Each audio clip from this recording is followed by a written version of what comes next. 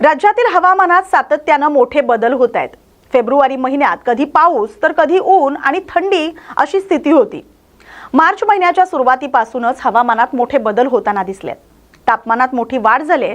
अनेक जिल्ह्यांमध्ये तापमानाचा पारा हा 40 अंशांच्या पार गेलाय।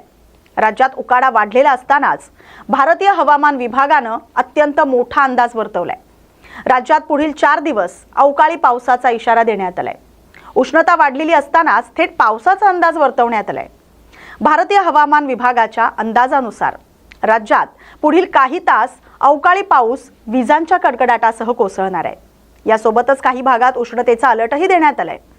कोकणात उष्ण आणि दमट हवामानाचा येलो अलर्ट भारतीय हवामान विभागाकडून वर्तवण्यात आलेला आहे। येत्या शनिवारी लातूर आणि धाराशिव जिल्ह्यांमध्ये विजांच्या कडकडाटासह पावसाचा अंदाज वर्तवण्यात आलाय।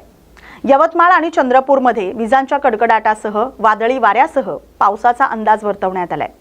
फक्त शनिवारीच नाही तर येणाऱ्या रविवारी देखील नागपूर, गडचिरोली, चंद्रपूर, वर्धा आणि यवतमाळ या जिल्ह्यांमधील काही भागात विजांच्या कडकडाटासह पाऊस होणार आहे।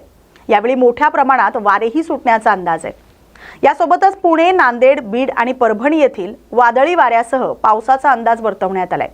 दुसरीकडे मुंबईसह कोकणात उष्णता आणि दमट वातावरणात वाढ होण्याचा अंदाज आहे। राजस्थानच्या फतेपूरमध्ये देशातील निच्चांक तापमानाची नोंद झाली। फतेपूरमध्ये 1.4 अंश सेल्सिअस तापमान नोंदवलं गेलंय। गुजरातच्या राजकोटमध्ये इथं देशातील उच्चांकी तापमानाची नोंद झाली। 41.6 अंश सेल्सिअस तापमान नोंदवलं गेलंय। मंगळवारी अमरावती, वाशिम, ब्रह्मपुरी, सोलापूर, जळगाव आणि यवतमाळ इथं 39 अंश सेल्सिअस तापमान नोंदवलं गेलंय। राज्यातील निच्चांकी तापमानाची नोंद निफाड इथं झाली।